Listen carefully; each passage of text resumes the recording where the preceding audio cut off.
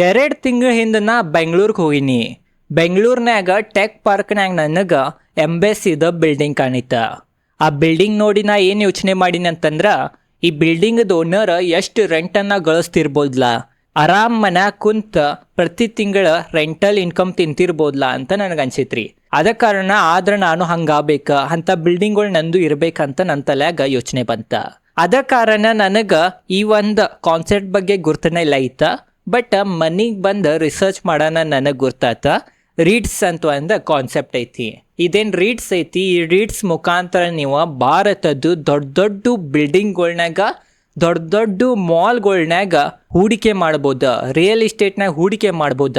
ಅದು ಭಾಳ ಕೋಟ್ಯಾಂತರ ರೂಪಾಯಿ ಹೂಡಿಕೆ ಮಾಡೋದಿಲ್ರಿ, ಬರೀ 500 ರೂಪಾಯಿದಿಂದನೂ ನೀವು ಹೂಡಿಕೆ ಸ್ಟಾರ್ಟ್ ಮಾಡ್ಬೋದ ದೊಡ್ಡ ದೊಡ್ಡ ಬಿಲ್ಡಿಂಗ್ನಾಗ. ಅದ ಕಾರಣ ಇವತ್ತಿನ ಈ ವಿಡಿಯೋನಾಗ ನಾವು ಈ ರೀಡ್ಸ್ ಬಗ್ಗೆನ ತಿಳ್ಕೊಳ್ಳೋಣ.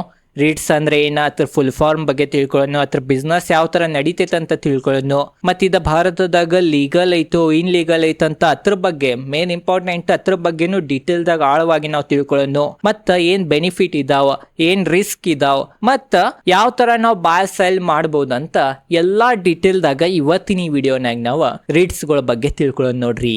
ಅದ ಕಾರಣ ಈ ವಿಡಿಯೋನ ಸ್ಕಿಪ್ ಮಾಡೋದು ಫುಲ್ ವಿಡಿಯೋನ ನೋಡ್ರಿ. ಯಾವ್ದು ಇನ್ಫಾರ್ಮೇಶನ್ ಏನ್ರೆ ಮಿಸ್ ಮಾಡ್ಕೊಂಡ್ರಿ ಅಂತಂದ್ರೆ ನಿಮಗ ಬಹಳ ದೊಡ್ಡ ನಷ್ಟ ಆಗ್ಬೋದಾ. ಮತ್ತ ಲೈಕ್ ಮಾಡಿರ್ಕಲ ಇದ್ರ ವಿಡಿಯೋ ಲೈಕ್ ಮಾಡ್ರಿ. ಇದೇ ತರ ವಿಡಿಯೋ ನೋಡೋದಿದ್ರ ಚಾನಲ್ ಸಬ್ಸ್ಕ್ರೈಬ್ ಮಾಡ್ರಿ. ಮತ್ತೊಂದು ಕಮೆಂಟ್ ಸೆಕ್ಷನ್ ನಾಗ ಏನ್ರಿ ಒಂದ ಕಮೆಂಟ್ ಮಾಡ್ರಿ, ಥ್ಯಾಂಕ್ ಯು, ವೆಲ್ಕಮ್ ಏನ್ರಿ ಕಮೆಂಟ್ ಮಾಡ್ರಿ. ಅತ್ತಲ್ಲೇ ನಮಗೂ ಮೋಟಿವೇಶನ್ ಸಿಗ್ತೈತಿ. ಈ ತರ ನಾವು ಒಳ್ಳೆ ವಿಡಿಯೋಗಳನ್ನ ತರ್ತಿರ್ತೇವಿ.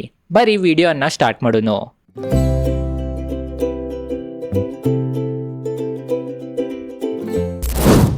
ರೀಡ್ಸ್ ನಾವು ಫುಲ್ ಫಾರ್ಮ್ ನೋಡ್ರ ರಿಯಲ್ ಎಸ್ಟೇಟ್ ಇನ್ವೆಸ್ಟ್ಮೆಂಟ್ ಟ್ರಸ್ಟ್. ನೋಡ್ರಿ ರೀಡ್ಸ್ ಯಾವ ತರ ಕೆಲಸ ಮಾಡ್ತೈತಂತ ನಾವು ಸೆಬಿದ್ ವೆಬ್ಸೈಟ್ ಮ್ಯಾಗ ಹೋಗಿ ತಿಳ್ಕೊಳ್ಳೋಣ. ನೋಡ್ರಿ ಸೆಬಿದ್ ವೆಬ್ಸೈಟ್ ಮ್ಯಾಗ ರೀಡ್ಸ್ ಬಗ್ಗೆ ಏನ್ ತಿಳಿಸಿದಾರ ಅಂತಂದ್ರ, ಇದು ಒಂಥರ ಮ್ಯೂಚುವಲ್ ಫಂಡ್ ಇದ್ದಂಗ.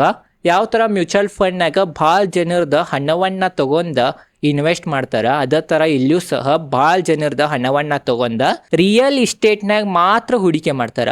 ಮ್ಯೂಚುವಲ್ ಫಂಡ್ನಾಗ ಯಾವ ಮ್ಯೂಚುವಲ್ ಫಂಡ್ ತೊಗೊಂಡಿರ್ತೀರಿ ಅಲ್ಲಿ ಅವ್ರು ಹೂಡಿಕೆ ಮಾಡ್ತಾರೆ. ಇಕ್ವಿಟಿ ತೊಗೊಂಡ್ರೆ ಇಕ್ವಿಟಿ, ಡೆಟ್ ಫಂಡ್ ತೊಗೊಂಡ್ರೆ ಡೆಟ್ ಫಂಡ್ನಾಗ.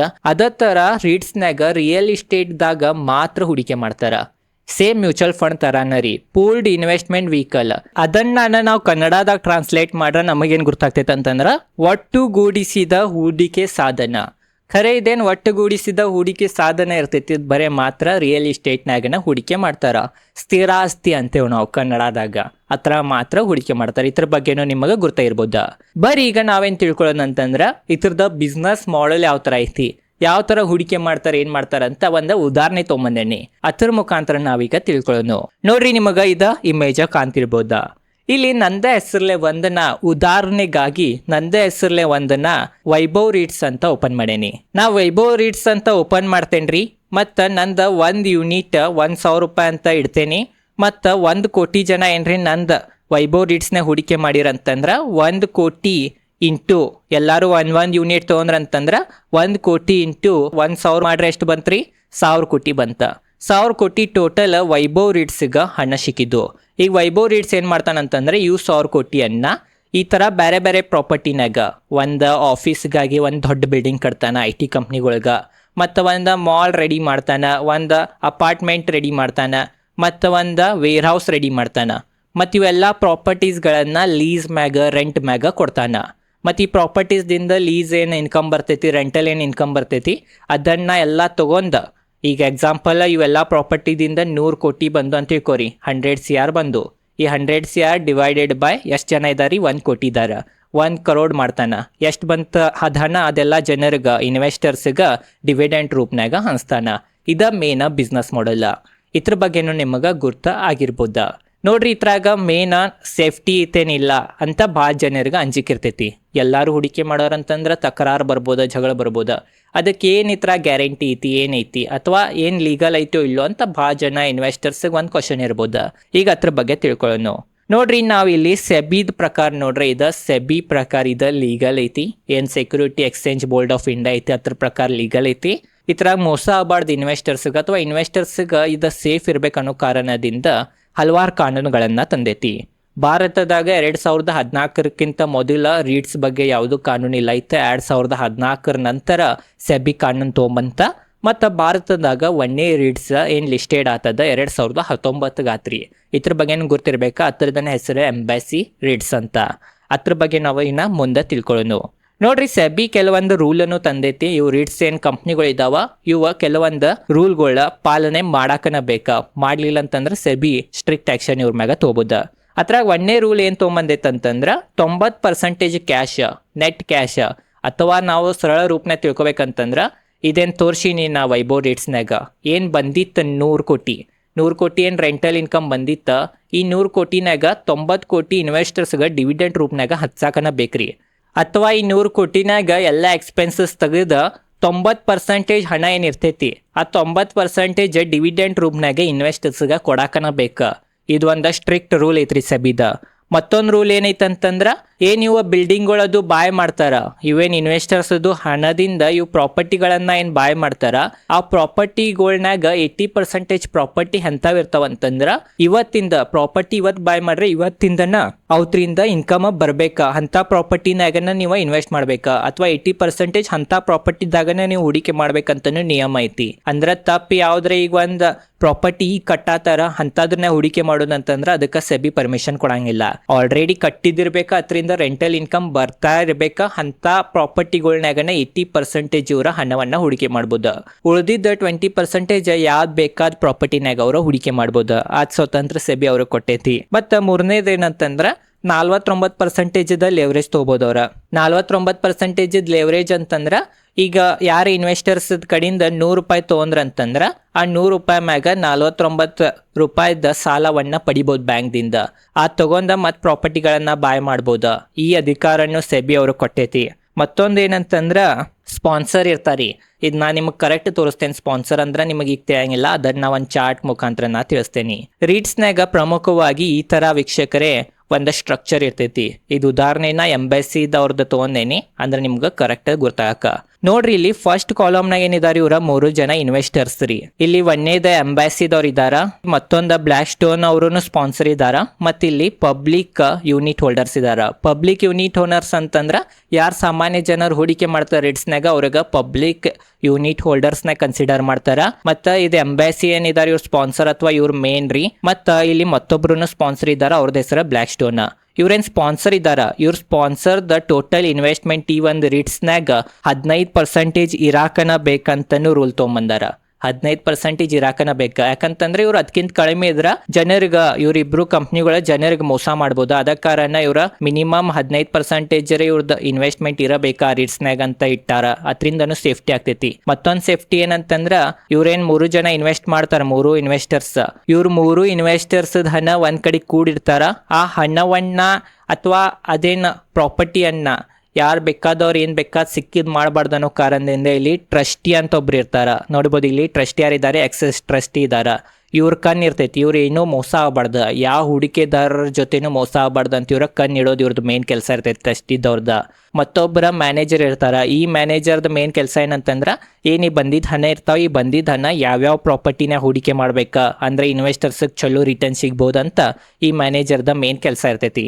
ಅದ ಕಾರಣ ಈ ತರ ಎಲ್ಲ ಸೇಫ್ಟಿನೂ ಸಹ ಇದ್ರಾಗ ಐತಿ. ಇದ್ರ ಬಗ್ಗೆನೂ ನಿಮಗ ಗುರ್ತಾಗಿರ್ಬೋದಂತ ನನಗನ್ಸ್ತೈತಿ. ಯಾವ ತರ ಒಂದ್ ರೀಡ್ಸ್ ಕೆಲಸ ಮಾಡ್ತೈತಂತ ಈ ಮ್ಯಾಪ್ದಾಗೂ ನಿಮಗ ಗುರ್ತ ಆಗಿರ್ಬೋದ. ಈಗ ನೋಡ್ರಿ, ಮತ್ತೊಂದು ಕ್ವಶನ್ ಏನ್ ಬರ್ತೈತೆ ಅಂತಂದ್ರೆ, ಯಾವ ತರ ನಾವು ರೀಡ್ಸ್ ಗಳನ್ನ ಬಾಯ್ ಸೆಲ್ ಮಾಡ್ಬೇಕಂತನೂ ನಿಮ್ ತಲೆ ಕ್ವಶನ್ ಇರ್ತೈತಿ. ನೋಡ್ರಿ, ರೀಡ್ಸ್ ಇದ ಸ್ಟಾಕ್ ಎಕ್ಸ್ಚೇಂಜ್ನಾಗ ಲಿಸ್ಟೆಡ್ ಇರ್ತಾವ. ಅದ ಕಾರಣ ಮಾರ್ಕೆಟ್ ಟೈಮಿಂಗ್ ಏನ್ ಇರ್ತೈತಿ 9:15 3:30 ತನಕ. ಆ 9:15 3:30 ತನಕ ನೀವು ನಿಮ್ದು ಸ್ಟಾಕ್ ಮಾರ್ಕೆಟ್ ಏನ್ ಬ್ರೋಕರ್ ಇರ್ತಾರ ಅಥವಾ ಡಿಮ್ಯಾಟ್ ಅಕೌಂಟ್ ಏನ್ ಇರ್ತೈತಿ ಅದ್ರಾಗನ ನೀವು ಇವು 5-6 ರೀಡ್ಸ್ ಲಿಸ್ಟೆಡ್ ಇದಾವ. ಅವ್ರದ್ದು ಹೆಸರೆಲ್ಲ ನಾ ನಿಮಗೆ ತೋರಿಸ್ತೇನೆ. ಅವ್ರದ್ದು ಹೆಸರನ್ನ ಹೊಡೆದ್ರೆ ನೀವು ಅಲ್ಲಿ ರೀಡ್ಸ್ನಾಗ ಡೈರೆಕ್ಟ್ ಹೂಡಿಕೆ ಮಾಡ್ಬೋದ. ಬಾಯ್ ಸೆಲ್ ಹೆಂಗ್ ಸ್ಟಾಕ್ ಮಾಡ್ತೀರಿ ಅದೇ ತರ ಬಾಯ್ ಸೆಲ್ ನೀವು ಇದ್ರಾಗ ಮಾಡ್ಬೋದ. ಇದ್ರ ಬಗ್ಗೆನೂ ನಿಮಗ ಗುರ್ತಾಗಿರ್ಬೋದು ಅಂತ ನನಗನ್ಸ್ತೈತಿ. ಬರೀ ಈಗ ರೀಡ್ಸ್ ದ ಬೆನಿಫಿಟ್ಸ್ ಮತ್ತ ಏನೇನ್ ರಿಸ್ಕ್ ಇದಾವಂತ ಅದ್ರ ಬಗ್ಗೆ ತಿಳ್ಕೊಳ್ಳೋದು. ಫಸ್ಟ್ ಬೆನಿಫಿಟ್ಸ್ ತಿಳ್ಕೊಳ್ಳೋದು. ನೋಡ್ರಿ, ರೀಡ್ಸ್ ದಿಂದ ಮೇನ್ ಬೆನಿಫಿಟ್ ಏನ್ ಸಿಗ್ತೈತೆ ಅಂತಂದ್ರ, ಏನ್ ಆಲ್ರೆಡಿ ನಂದು ಕನಸಿತ್ತ ಮಾಲ್ನಾಗ ಅದು ಹೂಡಿಕೆ ಮಾಡ್ಬೇಕು, ದೊಡ್ಡ ದೊಡ್ಡ ಬಿಲ್ಡಿಂಗ್ ನಾಗ ಹೂಡಿಕೆ ಮಾಡಿ ಅಲ್ಲಿ ಬಂದಿದ್ ರೆಂಟ್ ಅನ್ನ ನನಗ್ ಸಿಗ್ಬೇಕಂತ ಏನ್ ಕನಸಿತ್ತ, ಆ ಕನಸನ್ನ ನೀವು ನನಸ್ ಮಾಡ್ಕೋಬಹುದ. ಮತ್ತು ಎರಡನೇ ಬೆನಿಫಿಟ್ ಏನಂತಂದ್ರೆ ಸಣ್ಣ ಅಮೌಂಟ್ದಿಂದ ನೀವು ರಿಯಲ್ ಇಸ್ಟೇಟ್ನಾಗ ಹೂಡಿಕೆ ಮಾಡ್ಬೋದಾ. ಮತ್ತು ಮೂರನೇ ಬೆನಿಫಿಟ್ ಇಲ್ಲಿ ನಿಮಗೆ ಏನು ಸಿಗ್ತೈತೆ ಅಂತಂದ್ರೆ ಇಲ್ಲಿ ರೆಂಟೆಡ್ ಇನ್ಕಮ್ ಏನೈತಿ ಅದೇನು ಡಿವಿಡೆಂಡ್ ರೂಪನಾಗ ಬರತೈತಿ ಅದು ಬರ್ತೈತಿ. ಮತ್ತು ಕ್ಯಾಪಿಟಲ್ ಅಪ್ರಿಸಿಯೇಷನ್ ಏನಾಗ್ತೈತಿ. ಎಕ್ಸಾಂಪಲ್ ಏನಂತಂದ್ರೆ ಈಗ ಒಂದು ರಿಟ್ಸ್ ಐತಿ, ಅದ್ರದ್ದು ಕರೆಂಟ್ ಮಾರ್ಕೆಟ್ ವ್ಯಾಲ್ಯೂ 1000 ಕೋಟಿ ಐತಿ.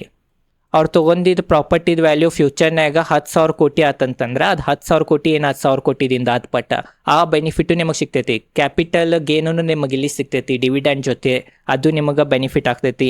ಈಸಿ ಆಕ್ಸೆಸ್ ಐತಿ, ಯಾವಾಗ ಬೇಕು ಅವಾಗ ಸ್ಟಾಕ್ ಮಾರ್ಕೆಟ್ ಟೈಮಿಂಗ್ ಏನಿರ್ತೈತೆ ಅವಾಗ ಹೋಗಿ ನೀವು ಬಾಯ್ ಸೆಲ್ ಮಾಡ್ಬೋದ.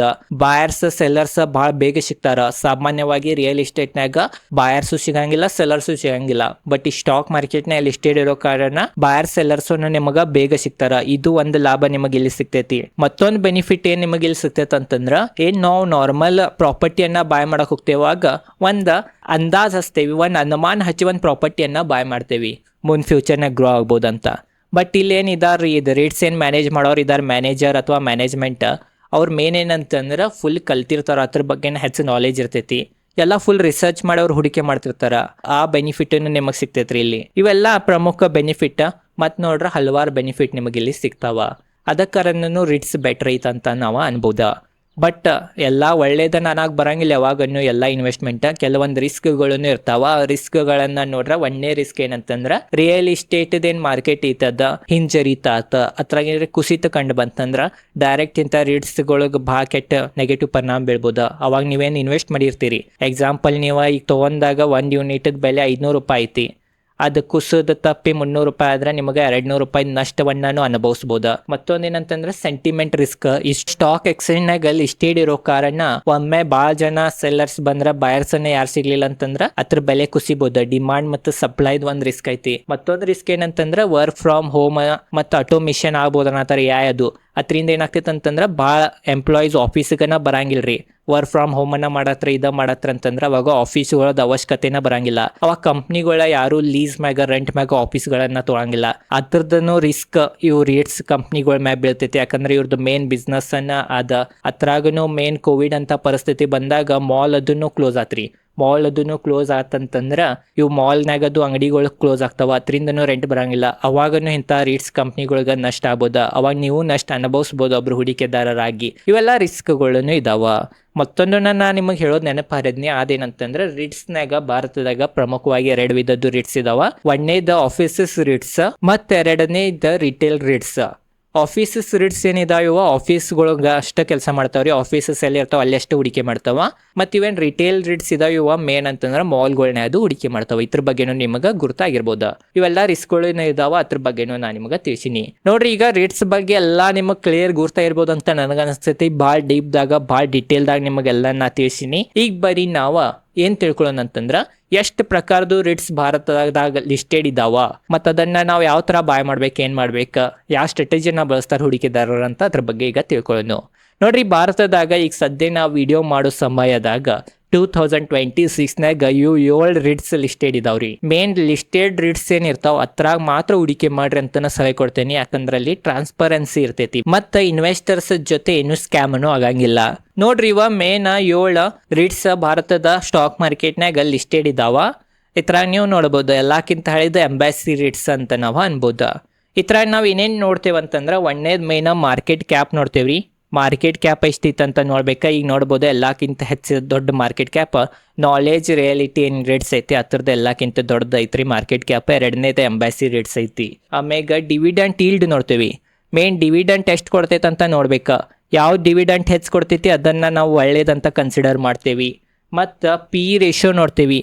ಪ್ರೈಸ್ ಟು ಅರ್ನಿಂಗ್ ಅನ್ನು ಎತ್ತರದ ಕಮ್ಮಿ ಐತಂತ ನೋಡ್ಬೇಕು. ವ್ಯಾಲ್ಯೂಯೇಷನ್ ನೋಡೋದು ಭಾಳ ಇಂಪಾರ್ಟೆಂಟ್ ಇದ್ರಾಗ. ಯಾವ ತರ ಸ್ಟಾಕ್ ಮಾರ್ಕೆಟ್ನಾಗ ನಾವು ಒಂದು ಸ್ಟಾಕ್ ಅನ್ನ ಅನಾಲಿಸಿಸ್ ಮಾಡ್ತೀವಿ, ಅದೇ ತರ ನೀವು ಇದ ರಿಯಲ್ ಎಸ್ಟೇಟ್ ಇನ್ವೆಸ್ಟ್ಮೆಂಟ್ ಟ್ರಸ್ಟ್ ಅಥವಾ ರಿಟ್ಸ್ ಏನಂತೀವಿ ಅವ್ರನಾಗೂ ನೀವು ಸೇಮ್ ನೋಡ್ಬೇಕಾಗ್ತೈತಿ. ಮತ್ತೊಂದು ಏನಂತಂದ್ರೆ ಪ್ರೈಸ್ ಟು ಬುಕ್ ವ್ಯಾಲ್ಯೂ ನೋಡ್ಬೇಕಾಗ್ತೈತಿ. ಪ್ರೈಸ್ ಟು ಬುಕ್ ವ್ಯಾಲ್ಯೂನು ಭಾಳ ಇಂಪಾರ್ಟೆಂಟ್. ಇದ್ರಾಗ ನಾ price to book value filter add ಮಾಡಿಲ್ಲ, ನೀವು ಇಲ್ಲಿ ಹೋಗಿ ಆ್ಯಡ್ ಮಾಡ್ಬೋದ. ಪ್ರೈಸ್ ಟು ಬುಕ್ ವ್ಯಾಲ್ಯೂ ನೋಡ್ಬೇಕಾ, ಎಷ್ಟು ಯಾವ ಕಂಪ್ನಿದ ಪ್ರೈಸ್ ಟು ಬುಕ್ ವ್ಯಾಲ್ಯೂ ಕಡಿಮೆ ಇರ್ತೈತಿ ಅಷ್ಟು ಒಳ್ಳೇದ, ಅಷ್ಟು ಅಂಡರ್ ವ್ಯಾಲ್ಯೂಡ್ನಾಗ ಸಿಗತೈತೆ ಅಂತ ನಾವು ಕನ್ಸಿಡರ್ ಮಾಡ್ಬೋದ.